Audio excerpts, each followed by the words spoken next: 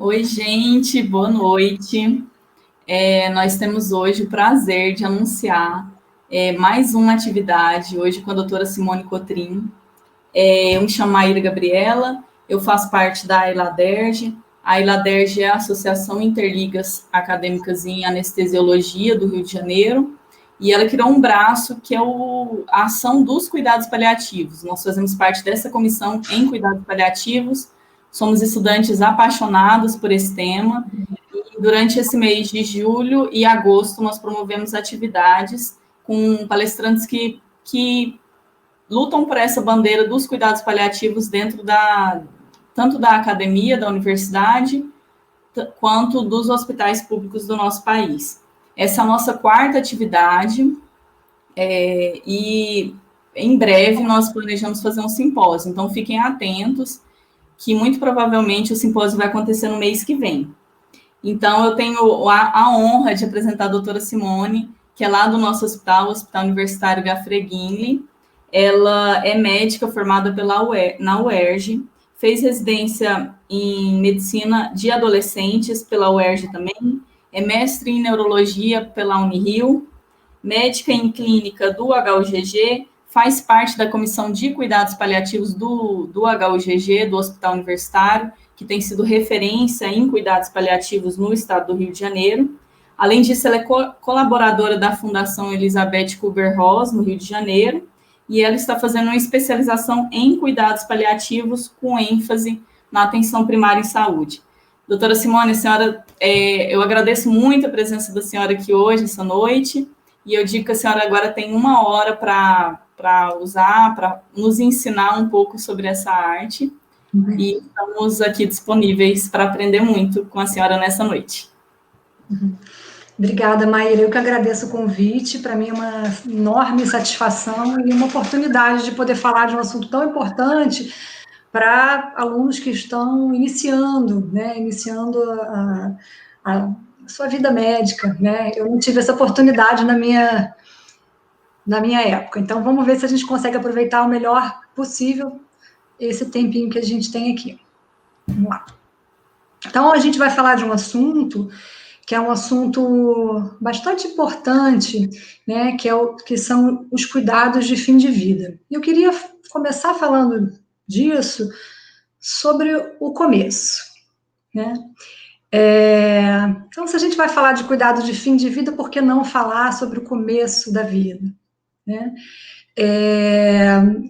Quando uma mulher está grávida, quando um bebê está prestes a nascer, pensa quanta informação a gente tem antes que isso aconteça, né? Como a família se prepara para esse momento, como a família sabe o passo a passo, todas as etapas que ela vai passar até esse momento do nascimento. Ela se prepara psicologicamente, ela se prepara economicamente, ela se prepara de várias maneiras para uma nova constituição familiar, né? Uma nova pessoa que vai entrar nessa família. Eu sou mãe de 4 filhos e passei por isso, então, algumas vezes, e todas as vezes eu fui orientada, eu sabia o que iria acontecer, eu sabia o que seria entrar num trabalho de parto, eu sabia que quando as contrações ficassem ritmadas era um sinal de que esse momento estava próximo. Eu sabia que eu teria alguém próximo a mim nesse momento, pessoas queridas, eu sabia que eu teria profissionais de saúde que me ajudariam a atravessar esse momento, que é um momento também, um momento maravilhoso, um momento mágico, mas um momento também permeado de incertezas e inseguranças, né? E por que será que com a morte não é assim?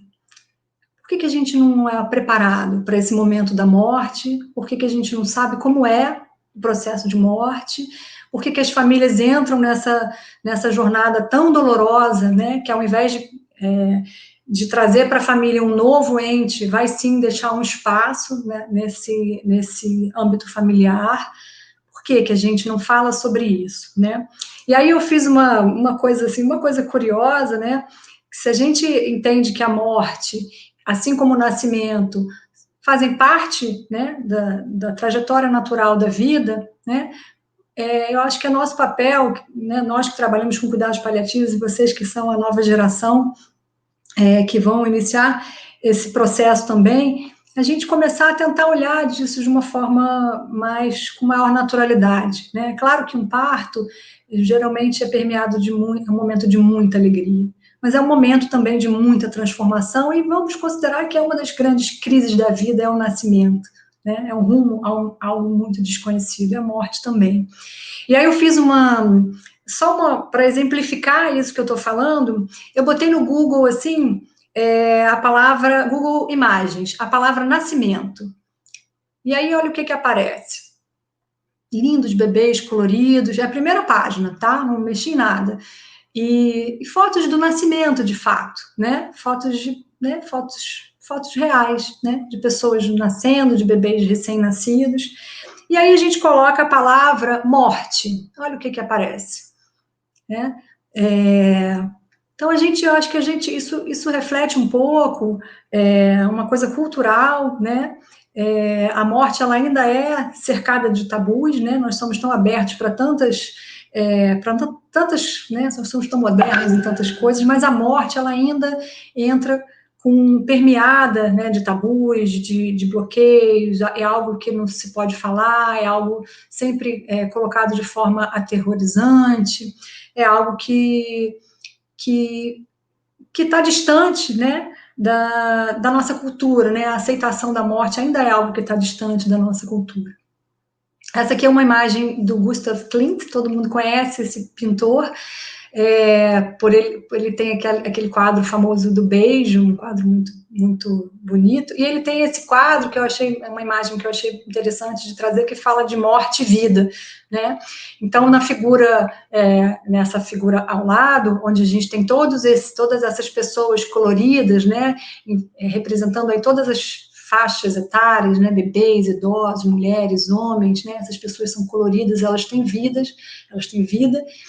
mas elas estão adormecidas, inconscientes de alguém, de uma presença ali, que é a morte, representada por uma figura sorridente, porque ela sabe que a vencedora, ela tem um bastão na mão, né? Ela ocorrerá de forma inexorável, e ela também vem com várias figuras de cruzes, né? Representando a questão religiosa. Oi? Desculpe interrompê-la, tem uma barra embaixo aqui das suas imagens que porventura pode te atrapalhar, se você apertar ocultar, isso. Obrigada. Então, isso ilustra um pouco da nossa cultura, para a gente falar sobre isso que nós vamos falar. Então, quando um paciente morre, né, essa frase é de um artigo muito interessante, que depois até posso disponibilizar para vocês, Last Hours of Living, do Frank Ferris. O fim da morte, o fim da vida e a morte de alguém próximo nunca é fácil, ninguém escapa da experiência. Então, à beira de um leito de morte, todas as pessoas que estão ali, elas estão se deparando não apenas com o seu sofrimento de perda daquele ente querido, mas também com a sua própria percepção de finitude. E uma morte, presenciar uma morte com sintomas não controlados, isso pode impactar na própria percepção que a pessoa tem da sua futura morte. E isso pode ter consequências em gerações, né? Pessoas que têm experiências muito negativas de parentes no leito de morte, elas também terão não obrigatoriamente, mas poderão também ter uma experiência mais difícil com a sua própria morte. E muitas vezes com o seu próprio cuidado da saúde, né? Pessoas às vezes negligenciam seus diagnósticos, suas questões de saúde, porque tem medo de adoecerem e virem a ter um fim ruim, né? Então, pensa que todas essas pessoas que estão aí, inclusive aqueles que estão cuidando, os profissionais de saúde, também estão ali botando a sua experiência pessoal no cuidado do paciente. Então, quando a gente prepara os pacientes familiares para o fim da vida, assim como a gente faz quando a gente prepara uma mãe, um pai para a experiência do parto, a gente vai trazer alguns benefícios, né? Pessoas que entram nessa experiência informados, eles vão ter o seu sofrimento atenuado em grande parte. Então, preparar pacientes, familiares e cuidadores reduz a ansiedade e o medo, aumenta a competência e a confiança que eles podem prestar assistência do paciente que está morrendo, aumenta a sua sensação de valor e doação durante o processo, a família se sente útil, né, durante aquele processo, auxilia na organização prática de divisão de responsabilidade do cuidado, pode criar memórias positivas na experiência, prepara aquelas pessoas para perdas iminentes, auxilia na construção de um fechamento de vida, a conclusão, né, isso dá sentido ao final da vida, e reduz a dependência dos profissionais de saúde. Se a pessoa sabe o que vai acontecer, sabe que aqueles processos estão dentro da normalidade, elas não vão precisar recorrer tanto aos profissionais de saúde nesse caminho. Vamos sempre relembrar, que a gente está aqui falando da Liga, do nosso conceito de cuidados paliativos, que ele vai ser um norte para a gente em tudo que a gente for falar. Então, cuidados paliativos, pela definição que a gente mais utiliza, que é da OMS 2002, que foi reafirmada em 2017, ela é uma abordagem, portanto, não é um diagnóstico, pacientes não são cuidados paliativos, pacientes são aptos e são elegíveis a receber esse tipo de abordagem para melhorar a qualidade de vida de pacientes com doenças ameaçadoras de vida e de seus familiares, através da prevenção e alívio do sofrimento, por meio de identificação precoce, avaliação e tratamento impecáveis da dor e de outros problemas físicos, psicossociais e espirituais, né? Existe essa proposta da Associação Internacional de Cuidados Paliativos e Hospice, que ainda não está aprovada, mas é uma proposta que fala de cuidados holísticos ativos, então não é algo que a gente, é algo que a gente toma atitude, algo que a gente interfere,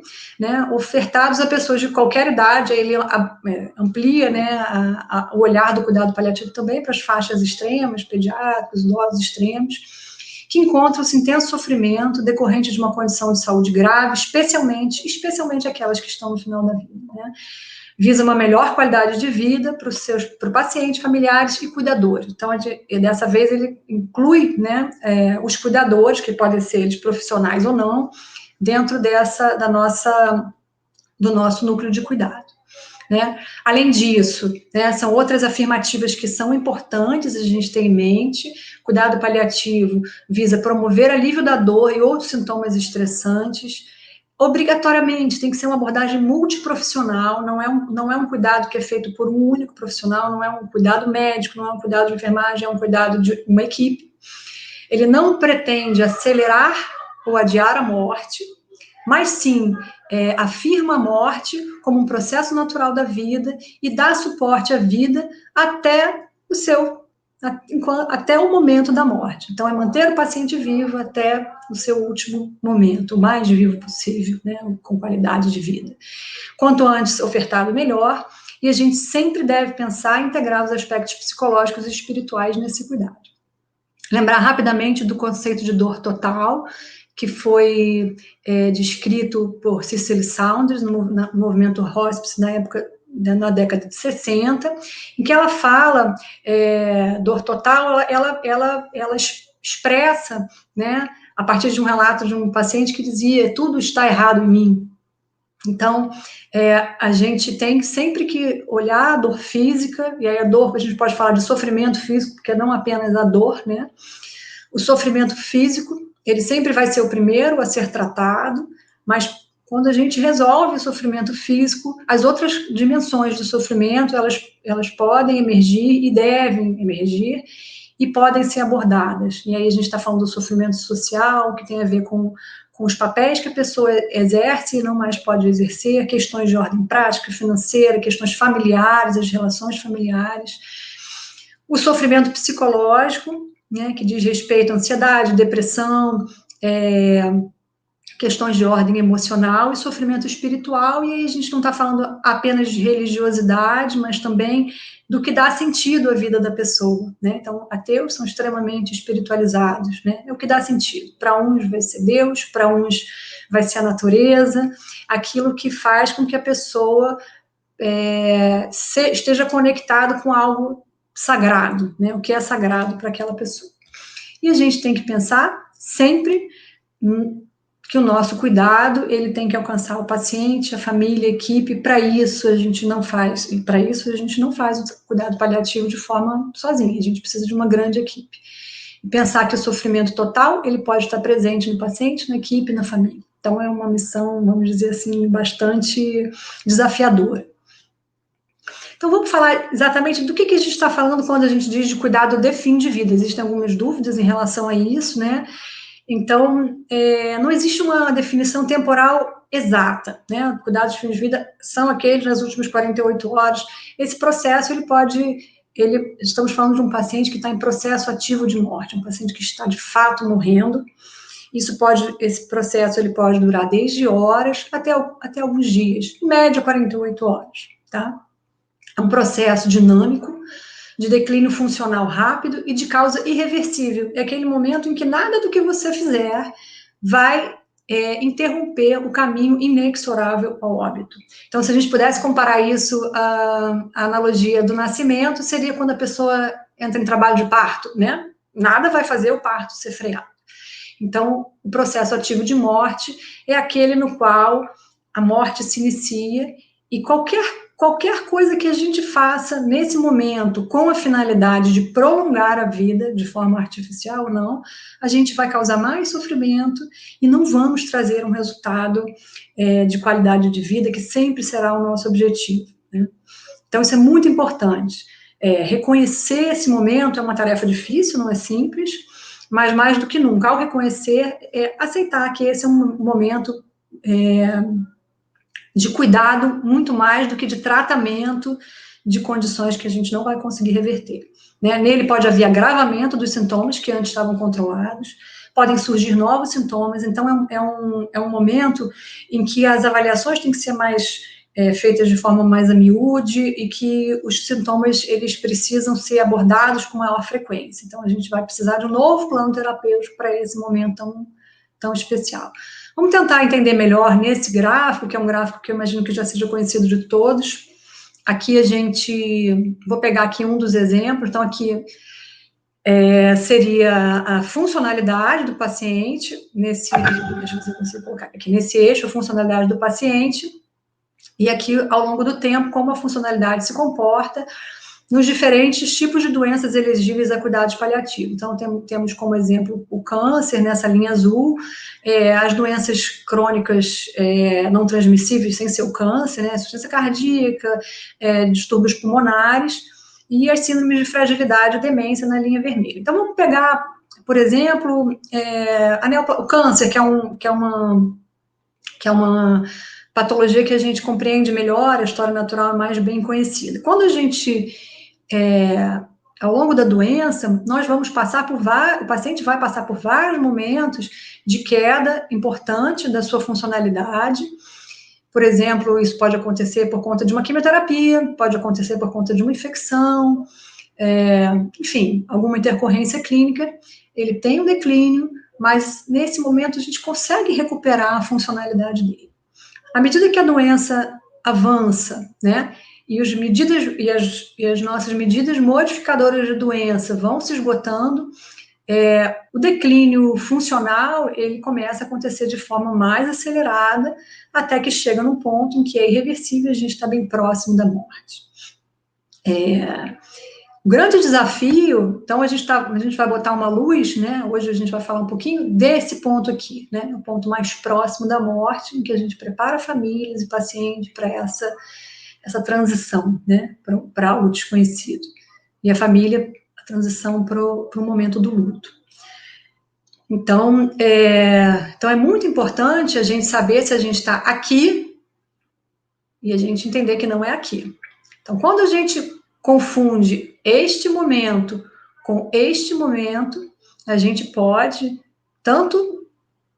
se a gente estiver aqui, a gente pode começar a lançar mão de medidas fúteis, que não vão trazer benefício para o paciente, porque lembre-se, o processo ativo de morte, ele levará inexoravelmente à morte. Quanto, da mesma forma, se a gente confunde o processo ativo de morte com uma intercorrência que a gente pode ainda reverter, a gente deixa de tratar esse paciente e pode, né, falhar. Então, cuidado paliativo, ele não é um não fazer, e ele também não é um fazer sem objetivo, né? Então, é uma medida delicada, difícil, mas existem algumas formas de a gente reconhecer esse processo. Se esse processo vai acontecer em casa, no hospital, isso é algo que a gente vai ter que pensar. Essa imagem é muito interessante, né? Que é uma imagem, alguns de vocês já devem ter visto, uma imagem que compara, né? Um paciente em casa, né, uma cena colorida, né? Perto da sua família, com a sua música, enfim, com as coisas que lhes são valorosas, né? Versus um paciente em franca distanásia, que está distante dos seus valores, num ambiente frio, num ambiente com muito sofrimento, né? Então, morrer em casa, no hospital, aqui, né? Aqui é uma cena, um paciente, vejam a questão da religiosidade que aflora muito no momento do final da vida. Esse aqui é um paciente com uma cama hospitalar em casa, com seu cachorro em casa. Mas a gente precisa pensar que isso não é algo que a gente vai ver sempre. Então, a gente tem que pensar que a gente pode também estar diante dessa realidade. Então, para alguns, morrer no hospital pode ser um grande conforto. Morrer no hospital pode ser, sim, um fim digno, né? E é preciso, então, que a gente que está no hospital consiga transformar essa cena, né, para que aquela cena daquele primeiro, né, naquela primeira imagem que eu coloquei, não seja uma realidade obrigatória no hospital. Nunca vamos transformar o hospital numa casa, nunca vamos transformar uma casa num hospital, mas podemos encontrar, né, um caminho do meio aí, tanto num ambiente quanto o outro.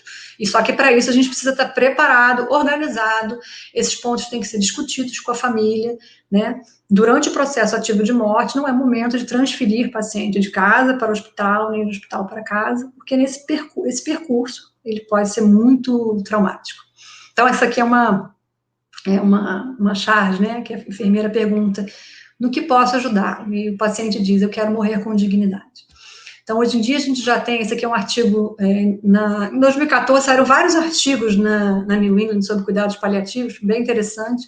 E esse é um artigo que fala da morte, morrendo com dignidade na unidade de terapia intensiva. Então, isso é uma abertura, né? Uma abertura hoje em dia, pacientes em terapia intensiva, intensivistas já têm essa visão, né? Então, eles propõem um gráfico um pouquinho diferente, né? Dos cuidados paliativos, crescendo junto com o tratamento curativo. Às vezes o paciente entra com uma condição aguda e aquilo se perpetua até que a gente entende que aquele paciente não, quer dizer, ele se transforma num paciente que não vai ter uma perspectiva de cura, e aí o cuidado paliativo ele tem que estar presente na UTI. Então a gente tem que aprender a ofertar o cuidado paliativo.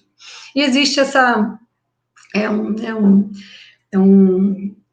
a gente tenta substituir, né? Isso foi uma coisa feita por Raffer Chotnov, que é um médico que descreveu a terapia da dignidade, é um grande estudioso, né, sobre a questão da dignidade, né? Ele propõe substituir não, né, mas assim, usar esse ABCD, né, de uma outra maneira, né? O A de atitude, né? A nossa atitude diante do paciente. Quem nós nos tornamos diante daquele paciente, como a gente consegue fazer com que aquele paciente tenha preservado o seu senso de dignidade, né? É estar presente no atendimento, é olhar o paciente no olho, é desligar o celular enquanto está conectado com o paciente, enfim. Então, a atitude, nosso comportamento ali diante do paciente, a compaixão, né? A compaixão que é algo que diz respeito à nossa sensibilidade à dor do outro e o nosso desejo de ajudá-lo, ajudar aquele paciente. É diferente de tentar se colocar no lugar do outro, porque essa é uma missão impossível, né? Nós nunca estaremos no lugar do outro, mas sim poderemos ouvir o que o outro tem a dizer e o que o paciente tem a nos ensinar a respeito do seu próprio cuidado, né? E o diálogo, né? Poder conversar abertamente, conversar de forma em que haja uma conexão, né, de forma em que a gente possa verdadeiramente mais ouvir do que dizer, e dizer numa linguagem que o paciente possa compreender. Então, como é que a gente reconhece o processo ativo de morte, né? Então, vamos entrar, propriamente dito, no tema. O paciente, quando começa a entrar no processo ativo de morte, existe um declínio rápido, né, de várias funções. Então, o paciente começa a apresentar fadiga progressiva, o paciente começa a tornar-se cada vez mais restrito ao leito, para de se mobilizar, passa a dormir a maior parte do tempo, apresenta recusa em se alimentar, ingerir líquidos, dificuldade para deglutir, mudanças do estado mental, delírio, inquietação, pode haver presença de agitação, coma, alterações circulatórias, como a hipotensão arterial, o pulso fica fino, resfriamento da pele, alterações vasomotoras, cutâneas, a presença de incontinência urinária ou própria retenção urinária causada pela fraqueza, aquele paciente não se mobiliza mais. A oligúria é um sintoma, é um sinal, na verdade, quase sempre presente nesses pacientes. A perda da capacidade de fechar os olhos, então o paciente dorme, mas aquele olho fica meio entreaberto, isso tem a ver com perda de gordura periorbitária, na própria caquexia, né, é uma coisa que impacta muito visualmente, mas que a gente olha para o paciente e a gente vê, esse paciente está morrendo, né. Algumas coisas descrições que são muito frequentes, né, que a gente deve ouvir isso sem julgamento, mas alucinações envolvendo pessoas já falecidas, né, quantas pessoas, né, quantos de nós já ouvimos pacientes próximos da sua morte dizerem que viram a mãe que já faleceu, o pai, a avó, enfim. Pacientes que pedem para ir para casa de forma angustiada, isso é algo que a gente vê com frequência, né? O paciente fala, eu quero ir para casa, eu preciso ir para casa, de alguma forma eles percebem, né, que a morte se aproxima. Alterações na frequência e padrão respiratório, respiração de Cheyne-Stokes, apneia, e a respiração ruidosa, a gente chama de sororoca, né, uma expressão esquisita, mas é quando você tem acúmulo de secreção nas vias aéreas e a respiração se torna muito ruidosa. Isso também é um sinal de que a morte está próxima. E aí, como é que a gente conversa com a família sobre isso, né? Então, é importante que a gente incentive os familiares e as pessoas a se comunicarem com o paciente no leito de morte. Então, existem algumas evidências, né, de que o som é algo, quer dizer, a audição, né, é algo que fica preservado até os últimos momentos da vida. Então, quando a gente está diante de um paciente, mesmo sendo consciente ou inconsciente, a gente deve estimular e aconselhar os familiares a conversarem com o paciente como se ele estivesse consciente, né? Ouvir música. Recentemente eu tive uma experiência que foi muito bonita, assim, um paciente em fim de vida, ele não falava, ele não mais verbalizava, era um paciente já comatoso, mas era um paciente que tinha uma ligação muito forte com a música. E aí eu falei com a companheira dele, falei, você pode colocar música, se é algo que para ele fazia sentido, que ele gostava, experimente fazer isso. A gente vai tentar transformar esse momento num momento menos sofrido. E ela ela me relatou, isso foi na véspera dele morrer, dele falecer, ele já estava em processo ativo de morte, e ela me falou que ela colocou a música, e ele, com toda a sua fraqueza ali, ele levantou a mão, ela botou uma música clássica, ele fechou, de olhos fechados, ele levantou a mão e começou a reger. Então, olha que coisa, olha que experiência bonita, né? E como isso vai fazer diferença para aquela companheira que pôde oferecer esse momento para esse paciente. Então, encorajar a família a dizer coisas que precisam ser ditas, manter as conversas difíceis e as más notícias longe da cabeceira do paciente, incentivar os familiares a dar permissão para que o paciente parta. Isso é muito importante, isso é algo que a gente observa. Então, frases, a gente não, né, são frases sugeridas, mas a gente não propriamente sugere. Eu sei que você está morrendo, se estiver pronto, vá. Vou cuidar das coisas, vou cuidar enfim, de algo que você sabe, né, que o paciente está preocupado. Eu te amo, sentirei sua falta, você nunca vai ser esquecido. São coisas que encorajam o paciente também no seu momento da partida. O toque pode também estimular a comunicação, é uma forma de comunicação, e a gente encoraja que essas demonstrações de afeto sejam feitas, inclusive no leito de morte, né, se aquilo fizer sentido para eles, se for algo que eles estiverem acostumados, né, se a gente puder oferecer momentos de privacidade, incentivar a família a se envolver intimamente com o paciente. Então, tem pessoas que querem deitar do lado do paciente no momento próximo da morte, isso não há problema. Isso, pelo contrário, é importante. Né? Isso é algo que traz humanização ao processo. Nem sempre a gente vai conseguir isso dentro de um hospital, mas é importante que a gente busque quebrar certas barreiras.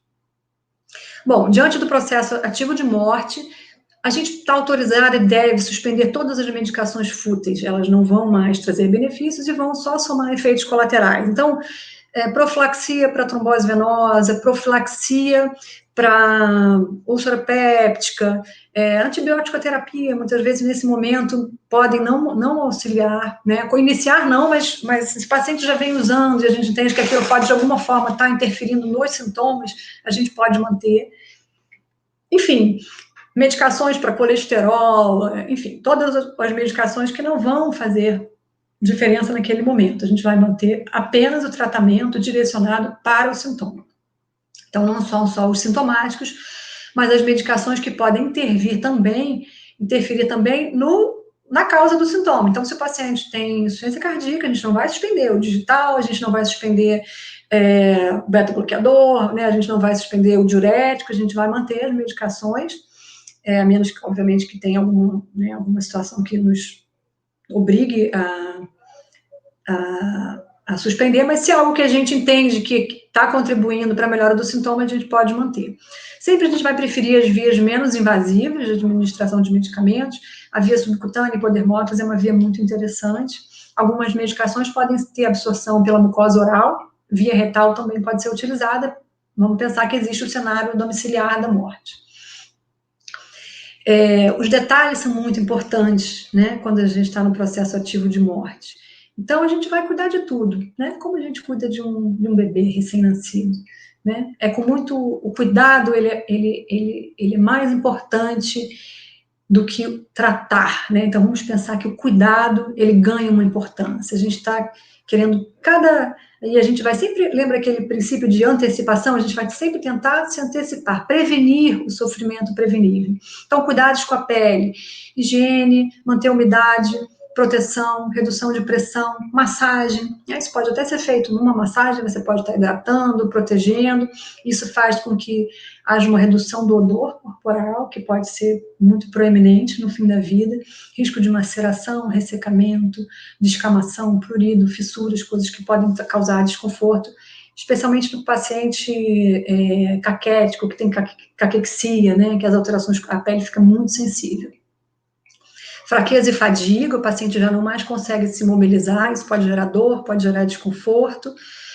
Alguns tratamentos farmacológicos para fadiga são usados mais em fases anteriores a esse. Nesse momento, esses tratamentos podem ser descontinuados, como é o caso do metilfenidato, até o próprio corticóide, em algumas situações que pode ser usado. Nesse momento, eles não trarão benefício, mas sim o movimento passivo das articulações do paciente, para evitar o que a gente chama de fadiga articular, né, que o paciente ele tem desconforto, ele não consegue se mobilizar. Então, o movimento passivo pode trazer conforto. A imobilidade é algo que dói.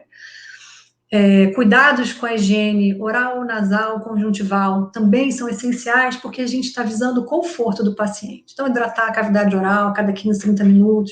Existem várias preparações artificiais de saliva, algumas mais simples que podem ser feitas de custo menor, e a própria saliva artificial que já é comercializada. Isso vai minimizar odores, gosto ruim, sensação de sede, risco de fissuras orais que podem doer, que podem sangrar, né? Então, a mucosa oral pode ser lavada com um enxaguante bucal, higienizar e desobstruir cavidade nasal, lubrificar, lembrar que esses pacientes muitas vezes terão dificuldade de fechar a pálpebra, então isso também vai trazer conforto para o paciente.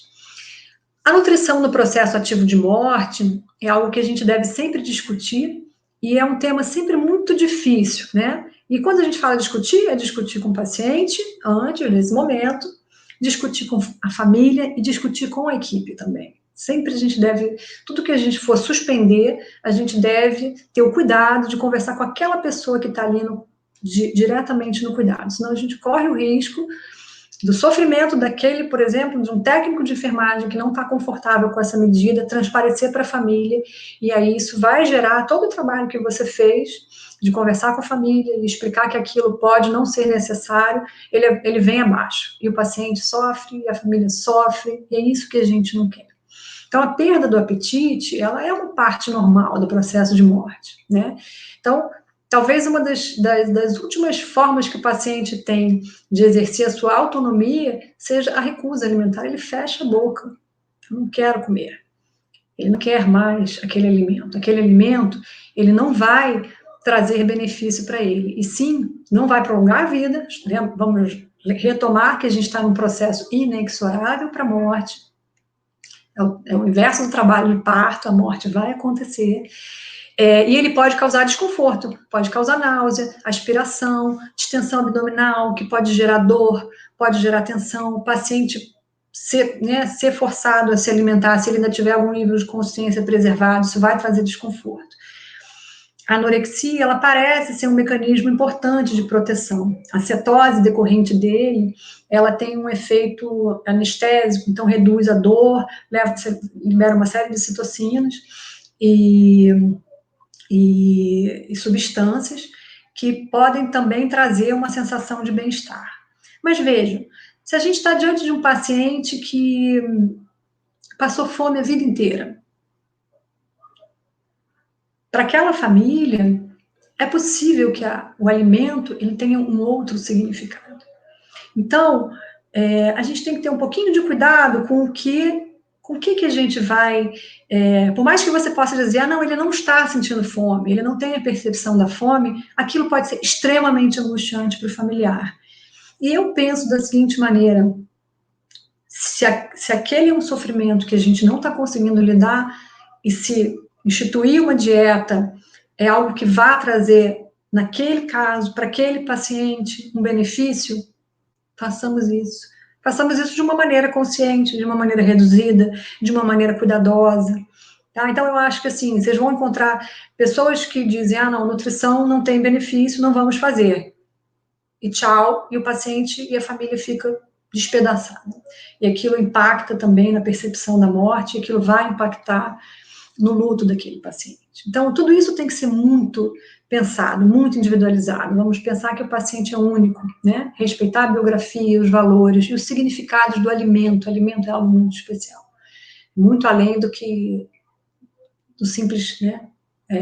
Da simples oferta de calorias e nutrientes. Monitorização e cuidados de fim de vida. A gente deve evitar, sempre que possível, porque monitorizar eletro, saturação, pressão, não vão trazer benefícios para o nosso objetivo do tratamento. Nosso objetivo é conforto. Então, monitorar parâmetros vai trazer mais ansiedade, tanto para a equipe, tem ruído, né? O ruído é muito desconfortável, e a família e a equipe, vocês observem isso, a família e a equipe, muitas vezes, eles param de olhar o paciente e ficam olhando para o monitor. E olha para o monitor, e olha para o paciente. E aquilo gera uma ansiedade, uma angústia, a gente não precisa. Se o paciente já está monitorizado e é necessária a retirada de monitorização, isso também é algo que tem que ser feito com muito cuidado. Trabalhado com a equipe e com a família, para que isso não gere mais desconforto. O mesmo hidratação venosa, né? Sabemos que a hidratação venosa, ela pode piorar, né? A má distribuição hídrica, edema, aumenta a secreção respiratória, congestão pulmonar, derrame pleural, enfim, e pode trazer uma série de desconfortos para o paciente. Da mesma forma que a nutrição, para alguns, se você mantiver uma hidratação venosa num nível bem baixinho, menos de 500, esses pacientes esses familiares podem ter uma percepção diferente desse cuidado, e não está errado fazer. Não está errado retirar, em alguns casos, assim, na verdade, tecnicamente, exclusivamente, né, do ponto de vista técnico, retirar é benéfico, mas fazer não tem problema também, desde que você respeite um volume mínimo, tenha um cuidado para evitar a sobrecarga de volume. Tá? Esse aqui é um trabalho que comparou hidratação com não hidratação. Eles fizeram um estudo duplamente mascarado, E eles perceberam que 1 litro de hidratação versus 100 ml, eles vedavam o equipo, não mostrou diferença nos sintomas, na qualidade de vida e na sobrevida. Então, não há problemas, né? A dor. Ao contrário do que muita gente pensa, a experiência de dor durante o processo de morte, ela pode até reduzir, porque o paciente entra numa redução de atividade neurológica, redução da nocicepção, perda da consciência, percepção, acúmulo de endorfinas e alguns metabólitos endógenos, que podem também ter propriedades anestésicas, né? Então, às vezes é difícil você avaliar a dor no paciente que não está mais consciente, e aí a gente vai sempre se focar na tensão facial, principalmente franzir da testa e entre as sobrancelhas, e alguns sinais, como uma taquicardia transitória, podem nos auxiliar, né? E a gente tem que ter um cuidado, porque se isso acontece de forma rápida, né, aquele paciente franze a testa, depois relaxa, isso pode ter mil outros motivos, não obrigatoriamente a dor, né? Pode ser alguma mobilização, uma passagem de gás no tubo digestivo, atividade mental, sonho, alucinação, mil coisas, né? Então, a gente não pode confundir, tentar não confundir a dor de uma agitação, de uma inquietude, de um delírio terminal, né? Se a gente tem muita dúvida, ou está angustiante, ou se a gente já conhece que esse paciente já tinha dor antes de entrar em processo ativo de morte, então é possível que aquilo seja mesmo dor, a gente pode fazer um teste terapêutico com opioide, né? Uso rotineiro de morfina, né, inclusive infusões contínuas, às vezes a gente precisa até reduzir, tá? Isso é uma coisa importante. Não é todo paciente que está morrendo que vai precisar de um dripping de morfina. O paciente morreu, está em processo ativo de morte, dripping de morfina. Isso é um equívoco, tá? A morfina ela vai ser usada quando houver indicação de dor ou de espinéia, tá? Para outros sintomas que a gente não consegue controlar, né, a gente tem outros recursos. Então, o ideal é mais interessante as doses intermitentes, né? Lembrar que nessa fase final, o paciente cursa com insuficiência renal, os metabólitos da morfina, eles podem ficar circulantes e até aumentar o risco de intoxicação e delírio terminal, né? Os sintomas respiratórios, que são muito desconfortáveis para o paciente em processo ativo de morte, eles podem advir tanto do comprometimento neurológico, né, alteração do centro respiratório, né, controle respiratório central, e aí aqueles padrões de Cheyne-Stokes, aquela respiração mais agônica, aquela respiração final da morte. Não obrigatoriamente esses pacientes estão sofrendo de dispneia, não obrigatoriamente eles precisarão de oxigênio, isso pode inclusive até prolongar o processo, trazer malefícios. Então é muito importante que a família seja orientada que a respiração agônica, aquela respiração de fim de vida, não é sinônimo de dispneia. E sim, é um processo natural e que não obrigatoriamente precisa ser medicado, tá? Quando a gente percebe sinais de desconforto respiratório, aí sim a gente vai medicar, e isso tem muito a ver com o mecanismo de morte, né? Depende do que o paciente tem. Se o paciente tem uma linfangite carcinomatosa, metástases pulmonares, congestão pulmonar, a gente obviamente vai tratar a dispneia, né? A morfina é a droga que a gente deve utilizar para o controle de dispneia, é a droga inicial, né, geralmente dose baixa, 2 miligramas a cada 4 horas. Dificilmente a gente precisa de doses altas, quando elas são necessárias, o ideal é associar a outras medicações, como a clorpromazina e alguns benzodiazepínicos, que também podem ajudar a aliviar a ansiedade associada. Lembrar que essas drogas não encurtam a vida do paciente. Fazer morfina para aliviar um sintoma de dispneia em fim de vida, nada tem a ver com encurtar a vida do paciente ou eutanásia, então não vamos ter essa ideia em mente, tá? Eles também podem acontecer, os sintomas respiratórios, pela perda da capacidade de engolir. Então, o acúmulo de secreção nas vias aéreas pode gerar uma respiração muito desconfortável e ruidosa. E isso é extremamente angustiante para o paciente. Então, é importante que a família seja orientada a interromper o oferta oral, para que não tenha mesmo risco de asfixia, que pode causar desconforto para o paciente, mas a gente vai tentar gerenciar isso tentando reduzir as secreções. Então, a escopolamina é uma droga bastante interessante para isso. Eu não coloquei aqui, mas assim, o colírio de atropina também é algo que a gente pode usar a 1%, né? Eles têm um efeito de reduzir a secreção na cavidade oral. A escopolamina ela tem um efeito de reduzir não só a secreção na cavidade oral, mas as secreções como um todo, respiratório, tubo digestivo. Pode ser feito de forma subcutânea intravenosa ou até oral para o paciente, geralmente para o uso domiciliar. Né? Quando isso não é suficiente, posicionar o paciente em semiprona, coloca o paciente em decúbito lateral, levemente inclinado para frente, isso pode ajudar a drenar aquelas secreções e auxiliar. Aspirações profundas, elas não trazem benefício, elas geram mais dor, mais desconforto e muitas vezes são ineficazes porque a gente está falando de uma secreção mais baixa. Então, uma outra estratégia é colocar o paciente em posição de Trendelenburg, o pé mais alto que a cabeça, por alguns instantes, essa secreção ela é drenada para a cavidade oral e você consegue fazer remoção mecânica. Essa descrição é muito interessante quando a gente fala da trajetória, né, das rotas de morte, principalmente do ponto de vista neurológico. A maioria dos pacientes, 70% a 90% dos pacientes, vão fazer essa trajetória que a gente chama de a trajetória usual, né? Eles vão do estado de vigília, vão ficando mais sonolentos, letárgicos, obnubilados, semicomatosos, comatosos e vão falecer. Então, essa, vamos dizer assim, seria uma rota fácil, né? Muitas vezes a gente não vai precisar intervir, muitas vezes a gente só vai precisar estar junto, precisar estar orientando a família e ali manejando um sintoma ou outro, intensificar os cuidados, né? Mas alguns pacientes, cerca de 10% a 30%, vão percorrer uma rota difícil, e é difícil mesmo, tá? Porque esses pacientes, eles vão ficar inquietos, confusos, podem apresentar alucinações rapidamente, evoluírem para um delírio terminal, grave, convulsões, agitação, são pacientes que gemem, que podem apresentar muito desconforto, e isso é extremamente angustiante. Então, reconhecer logo no início, né? Então, a presença de delírio no início, de confusão mental, pode ser, e agitação, tremor, mioclonia, pode indicar que esses pacientes vão atravessar uma rota difícil, né? E isso é uma coisa que pode causar bastante sofrimento. Isso acontece muito, pacientes que têm metástases cerebrais, enfim, pacientes que têm alguns componentes neurológicos, né? Como é que a gente faz para manejar essa rota quando isso acontece, né?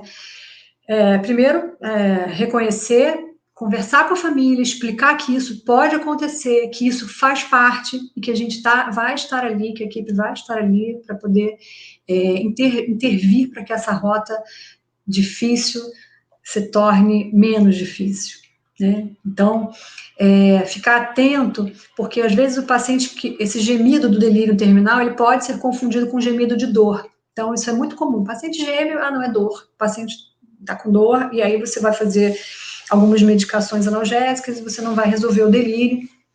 Então, quando há dúvida, e aí a melhor forma da gente tentar identificar isso tem a ver com a tensão na testa, sobrancelha, os mesmos recursos que a gente usa para reconhecer a dor, né? A gente pode fazer um teste terapêutico com analgésico, geralmente o opioide, e ver se aquele sintoma melhora. Às vezes é difícil você diferenciar se esse delírio terminal tem a ver com uma questão de ordem emocional, psicológica ou espiritual no final da vida. Pacientes que vinham muito bem clinicamente, muito tranquilos, com a sua finitude, começam a apresentar esse tipo de agitação, geralmente isso não é manifestação de crise psicológica ou espiritual no fim da vida, mas sim de delírio terminal mesmo, que é um sintoma bastante desconfortável. Como é que a gente maneja isso? Com benzodiazepínicos, porque eles têm efeito ansiolítico, amnésico, relaxante muscular e anticonvulsivante. Então, quando a gente usa, a gente pode tratar mioclonia, pode tratar dispneia, que às vezes vem associada, ansiólise e a própria rebaixamento do nível de consciência, que é algo que pode ser necessário quando esses sintomas se tornam muito difíceis de manejar, né? Na verdade, se tornam intratáveis, né? O midazolam é a droga que a gente mais utiliza, tá? Uma dose baixa inicialmente, a gente vai fazendo, vai titulando a cada 15 minutos, depois ajusta uma dose para que seja mantida continuamente. Lembrar que alguns pacientes podem ter um efeito paradoxal. E aí você faz o benzodiazepínico, o paciente agita mais. Então, isso pode acontecer e quando isso acontece, a gente tem que lançar a mão dos medicamentos neurolépticos, clorpromazina e o haloperidol. O haloperidol é uma medicação interessante também para esses casos de agitação, mas ele não é tão sedativo, então nem sempre a gente vai obter o resultado necessário. Né? Quando os sintomas são refratários, a sedação paliativa ela deve ser decidida. Muito importante que isso seja bem conversado com a família e equipe, para que as metas de cuidado sejam respeitadas e que todos fiquem confortáveis com essa medida. É uma medida excepcional, não é tão comum a gente precisar de sedação paliativa, né? A gente não chama sedação paliativa o uso, por exemplo, de um midazolam para controlar uma dispneia leve. Então, sedação paliativa é aquela quando o objetivo é retirar a consciência para que o paciente não tenha a percepção do sintoma. Tá? Então, geralmente, a gente começa com benzodiazepínico, midazolam, essa é só uma sugestão, né? O passo 2 é clorpromazina, quando isso a gente associa, né? O passo 1 ao passo 2, quando esse efeito não é suficiente, a gente precisa lançar mão de outras drogas, como fenobarbital e o propofol. Né? Existe uma diferença entre sedação paliativa e eutanásia, isso é muito importante que seja colocado, porque alguns familiares podem ficar com esse sentimento de que ao sedar o paciente estamos cometendo eutanásia e não é. Então, esse gráfico é bem explicativo. Na sedação paliativa, a nossa intenção é aliviar o sofrimento e controlar sintomas refratários. Na eutanásia, é provocar a morte do paciente para cessar o sofrimento. Nós não fazemos isso, a eutanásia ela não é aprovada no nosso país.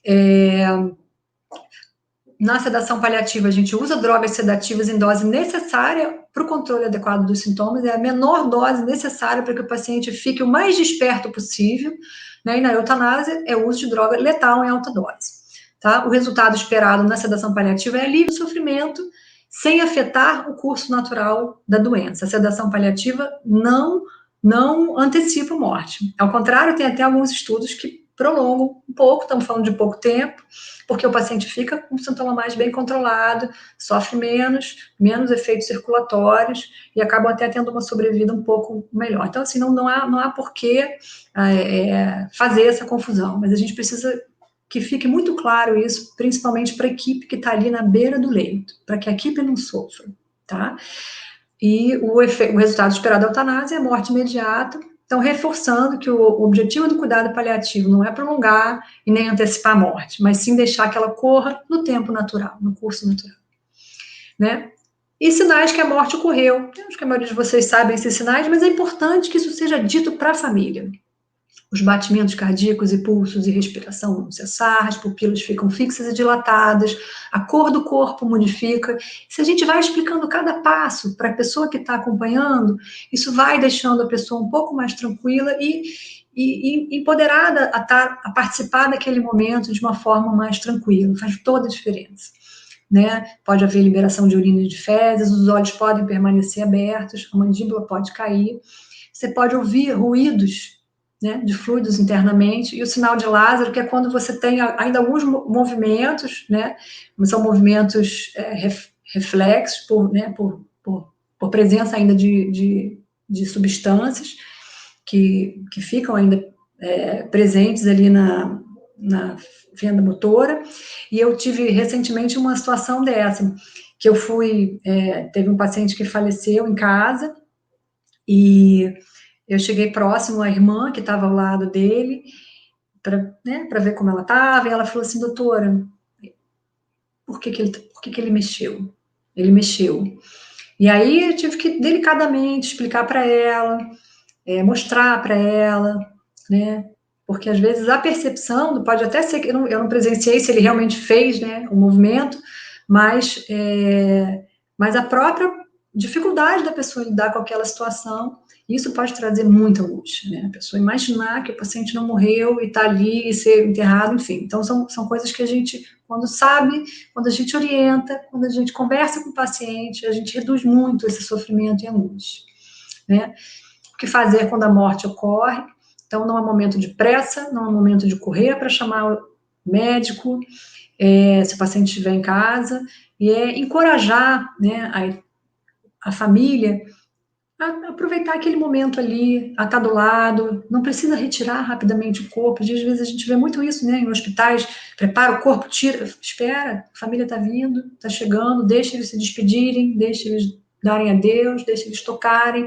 Isso pode ser muito importante. Às vezes é o tempo que o paciente, que o familiar precisa para realizar aquela morte, para realizar que aquele momento se concluiu, e isso vai ajudá-lo no processo de entendimento, no processo de luto. Então, quando a gente cuida de uma pessoa que está morrendo, a gente está cuidando de gerações. A gente está cuidando de gerações. Bom, era isso que eu queria, assim, falar para vocês. Eu queria finalizar com uma frase da Elizabeth Kubler-Ross. Para quem não conhece, eu até deixei aqui o link do site, da Fundação Elizabeth Kubler-Ross, que é uma fundação que busca perpetuar o legado, né, de uma médica suíça, que viveu também de 1926 a 2004. Ela foi uma das pioneiras, né, do movimento hospice, dos cuidados paliativos. Ela foi a pessoa que trouxe à luz, né, esse diálogo com pacientes terminais. Ela escreveu o livro sobre a morte e morrer, descreveu as fases do luto tão conhecidas. Ela ficou muito conhecida por isso, mas o trabalho dela é muito maior do que isso. Eu convido todos vocês a conhecer. Então, a frase que ela, né, que eu gostaria de deixar hoje é: observar a morte em paz de um ser humano faz nos lembrar de uma estrela cadente. É uma entre milhões de luzes do céu imenso que cintila, ainda por um breve momento, para desaparecer para sempre na noite sem fim. Ser terapeuta, ou médico, ou alguém que cuida de um paciente que agoniza, é nos conscientizar da singularidade de cada indivíduo nesse oceano imenso da humanidade. É uma tomada de consciência da nossa finitude, do nosso período limitado de vida. Poucos dentre nós vivem além dos 70 anos. Ainda assim, nesse curto espaço de tempo, muitos dentre nós criam e vivem uma biografia única, e nós mesmos tecemos a trama da história humana. Então, era isso que eu queria falar para vocês hoje. É um assunto que eu poderia aqui ficar, né, me estendendo, mas acho até que eu já me estendi. E aqui tem o meu e-mail, caso alguém queira, enfim, tirar alguma dúvida, trocar uma ideia, tá bom? Muito obrigada. Obrigada, doutora Simone. Durante essa palestra, assim, vieram vários insights na minha mente, e o principal deles é pensar que, assim, na nossa universidade, a gente tem pouco contato com esse tema, a gente é sempre colocado a pensar, tratar o nosso paciente, e nunca aceitar que aquele paciente não tem mais um plano terapêutico. E sensibilizar a gente desde a formação para esse tema é uma coisa extremamente importante, né? Então, assim, eu acho que veio muito a calhar esse tema para ser o nosso tema da quarta aula, porque cuidados paliativos não é só cuidados em fase terminal de vida, mas em fase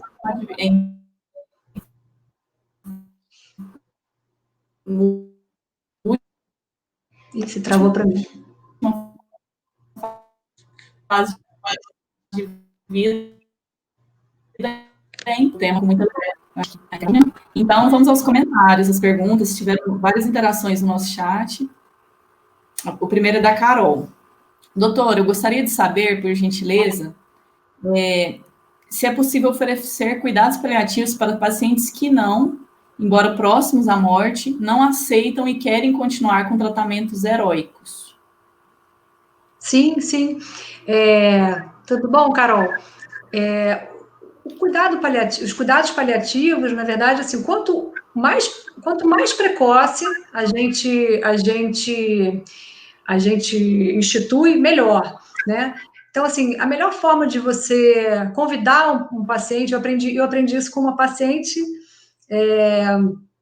paliativa, né? Ela se chama assim, uma paciente paliativa, que é a Ana Michele. Se vocês tiverem a oportunidade de conhecer, ela é uma super ativista do cuidado paliativo, e eu aprendi então com ela isso, né? A melhor forma de você oferecer cuidado paliativo é você dizer exatamente o que é o cuidado paliativo, né? Então, quando a gente oferece para um paciente um cuidado paliativo, a gente não vai dizer o que não é o cuidado paliativo. Então, a gente vai dizer quem vai recusar. Quem vai recusar ser cuidado por uma equipe, que quer estar junto para dar conta do sofrimento psíquico, emocional, né? Espiritual, social, físico, quer estar ali para respeitar a sua dignidade, quer estar ali para olhar todas as suas dimensões. E muitas vezes, essa não aceitação do diagnóstico, ela tem mil motivos, né? Por que o paciente não aceita e quer tratamentos eróticos? Muitas vezes porque ele não compreende mesmo. Então, assim, a boa comunicação e é uma trajetória que a gente faz. A gente está junto desse paciente precocemente, isso pode ajudar também na aceitação desse enfrentamento da doença. Então, pode sim, eu acho que talvez esse seja o paciente que mais precisa, é aquele paciente que ainda não compreendeu que tratamentos vão ajudá-lo e que tratamentos vão trazer mais sofrimento. E a gente não tira a esperança do paciente, entende? A gente não tira a esperança do paciente. A esperança é um elemento muito importante, né? Mas a gente ajuda, sim, ele a cada dia e enfrentando uma realidade que se apresenta, tá? Não sei se eu respondi a sua pergunta. O próximo comentário é da Ana Carolina. Eu gostaria de saber como saber se o paciente que já tem um problema neurológico e é restrito ao leito, como saber se está em processo ativo de morte? Se o emagrecimento não conseguir manter a pressão. Não entendi muito bem, mas eu acho que ela quis dizer como que a gente vai identificar que esse paciente está em processo ativo de morte. Uhum. Estou entendendo, Ana, aquele gráfico que eu mostrei no início. Às vezes é difícil mesmo, principalmente quando a gente não conhece o paciente, né? Quando o paciente chega com um paciente com problema neurológico. Então, assim, conhecer um pouquinho para trás a trajetória do doente vai te ajudar. Então, se aquele paciente, ele vem perdendo funcionalidade rapidamente nos últimos meses, ele vem apresentando internações mais frequentes, ele vem apresentando piora do seu status funcional, é possível que ele esteja entrando em processo ativo de morte. Então, na verdade, é uma série de eventos. É difícil porque, às vezes, um paciente que já tem um comprometimento neurológico muito grave, aquele paciente que já tem, a gente chama de performance status, né, muito comprometido, aquele paciente que já é completamente dependente, uma infecção pode ser suficiente para levá-lo ao processo ativo de morte, né? E aí decidir tratar aquela infecção ou não tratar aquela infecção, isso vai depender muito também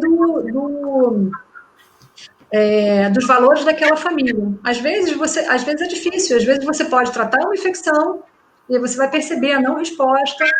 E aí, nesse ponto, um paciente que já tem uma funcionalidade muito comprometida, você invadi-lo, a chance de você entrar pelo caminho da distanase é muito grande, tá? Então, às vezes é desafiante mesmo, não é um sinal, é um conjunto de sintomas, né? Um conjunto de sinais, né? Então, hipotensão, alteração respiratória, aquele paciente que você não vai conseguir retirá-lo daquela situação, a não ser de uma forma artificial, assim, geralmente você vai estar diante de um processo ativo de morte e essas medidas só vão trazer mais sofrimento, tá?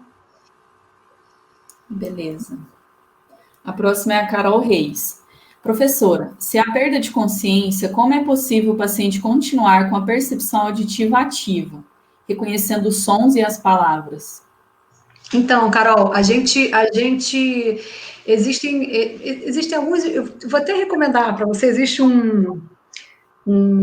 artigos, tá, que falam sobre isso, que falam de atividade cerebral. É claro que a gente não tem isso tão certo, né?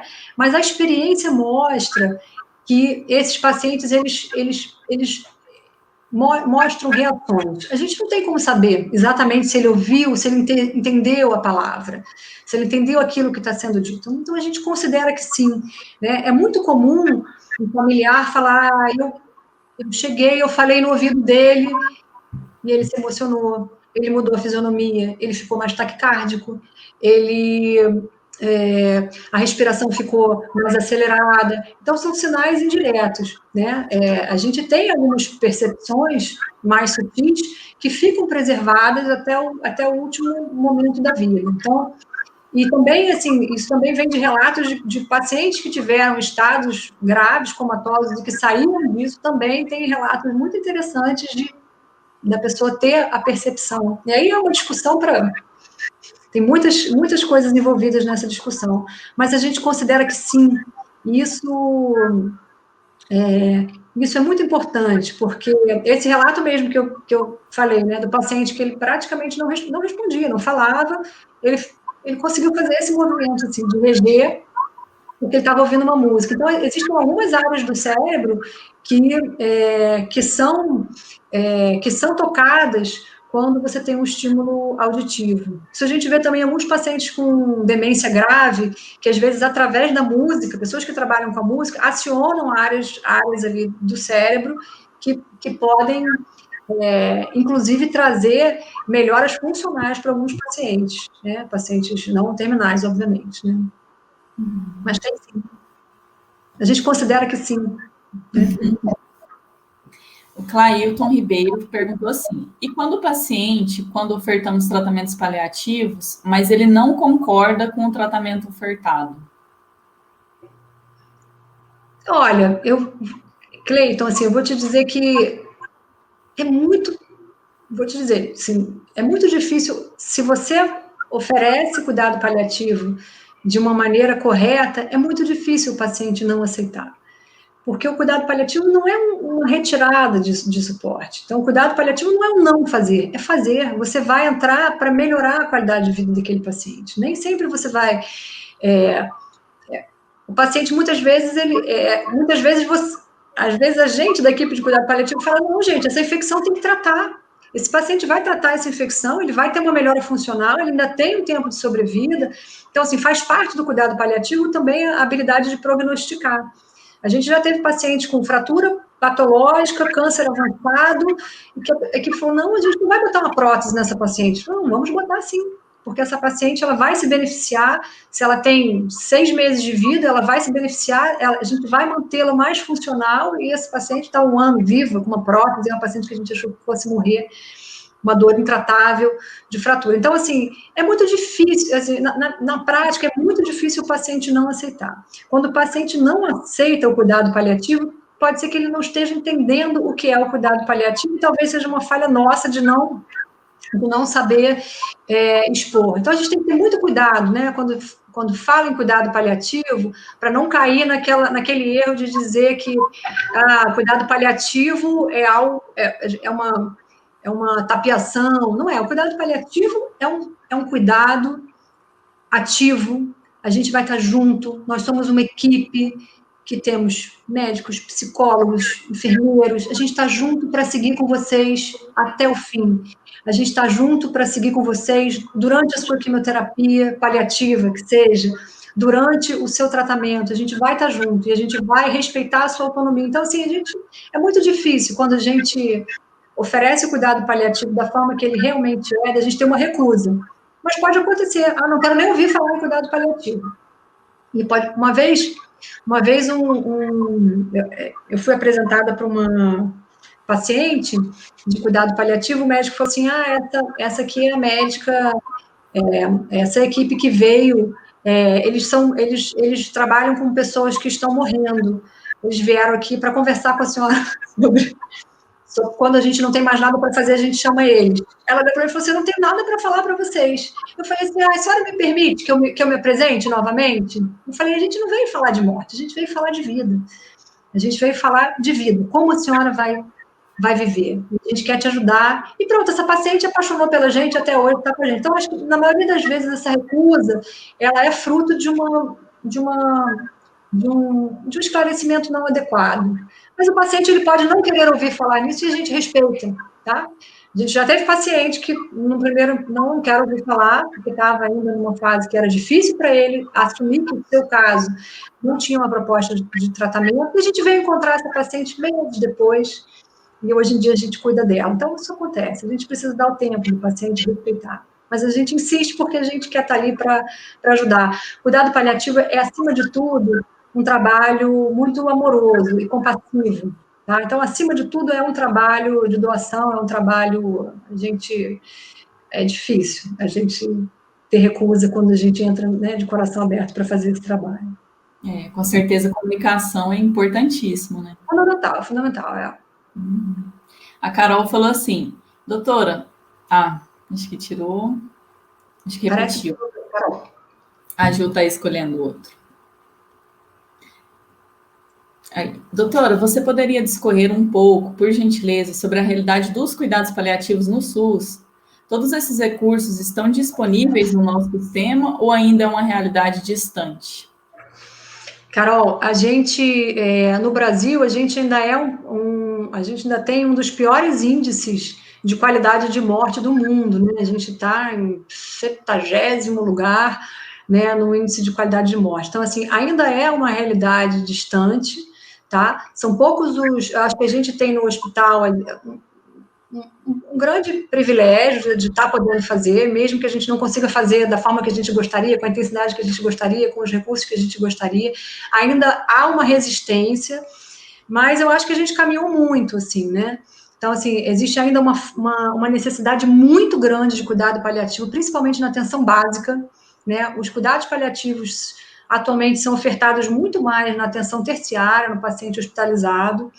Então, mas é um caminho, assim, a gente tem estou concluindo a minha especialização de cuidados paliativos com ênfase na atenção primária pela Fiocruz, pela Escola Nacional de Saúde Pública, e foi a primeira turma, né? E dessa turma, nossa, já saíram várias propostas. Então, tem muita coisa interessante sendo feita, mas, assim, tem um longo caminho a percorrer, né? A gente está num momento político muito difícil, em que há um desinvestimento das unidades básicas de saúde. O SUS, ele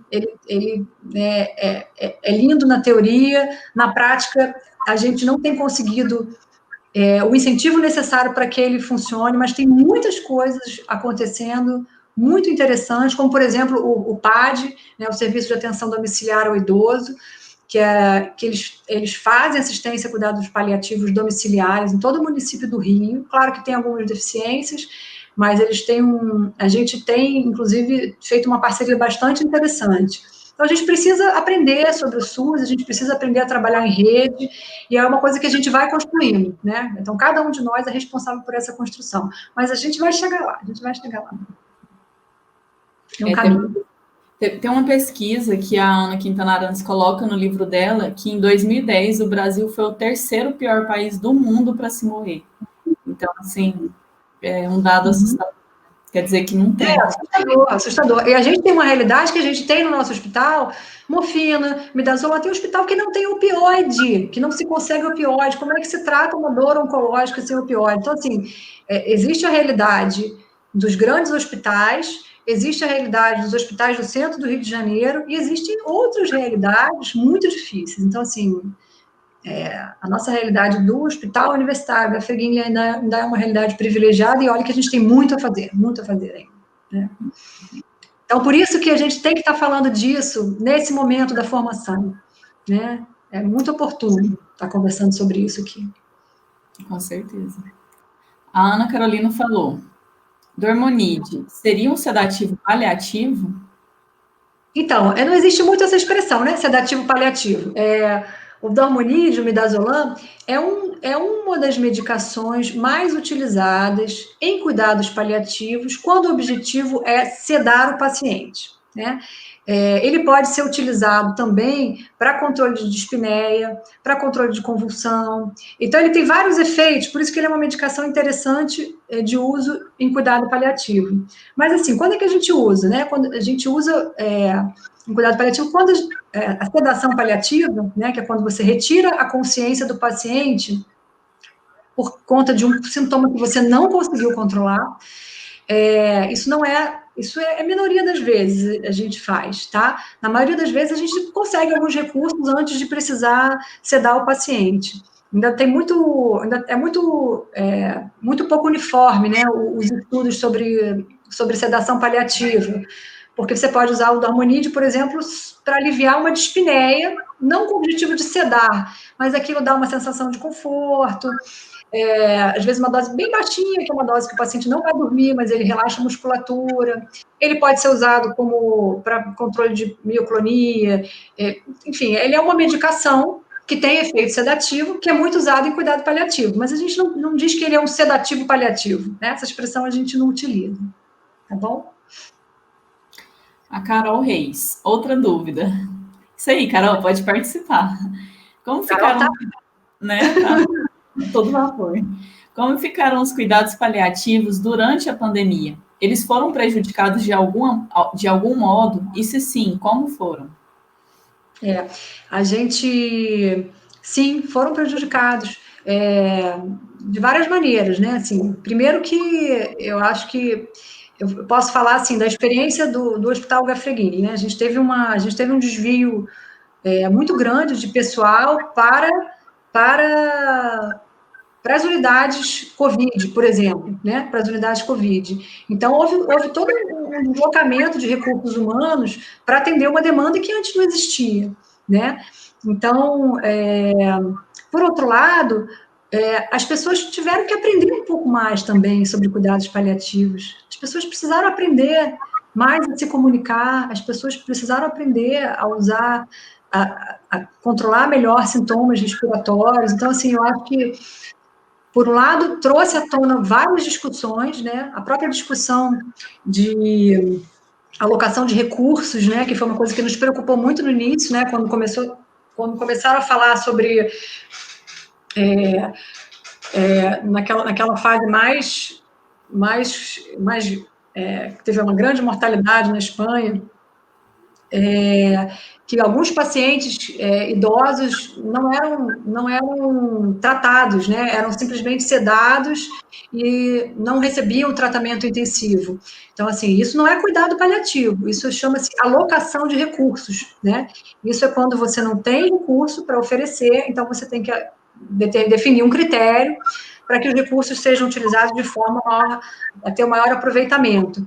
Então, isso também foi uma coisa que prejudicou um pouco no sentido das pessoas confundirem, né? Acharem que, porque precisamos de respiradores, a gente vai poder desacoplar respirador, fazer extubação paliativa, e aí, só que essas medidas paliativas, elas são muito mais complexas, elas requerem uma abordagem multidisciplinar, então, assim, muita coisa foi feita, levando o nome de cuidado paliativo, que não era exatamente cuidado paliativo. Mas eu acho que o cuidado paliativo, ele entrou muito com o recurso da comunicação. As pessoas aprenderam a se comunicar.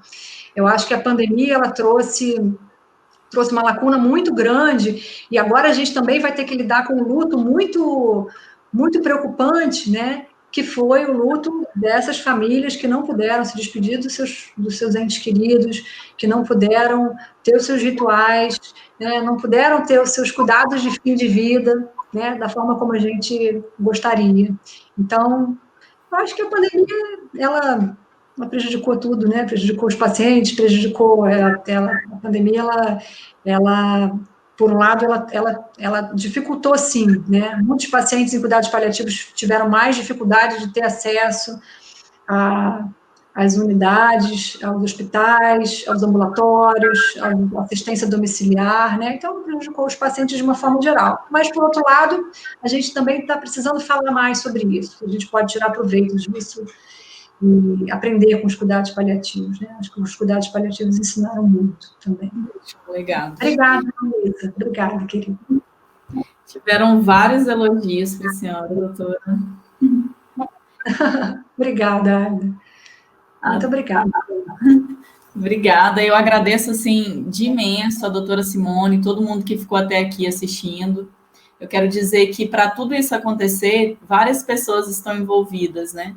E uma das pessoas que está com a gente nesse projeto, que abraçou essa comissão, é a Dani, e ela chamou a turma dela, os alunos da Unig de enfermagem, então eu agradeço muito eles por estarem aqui, sempre presentes. Ai, que bom!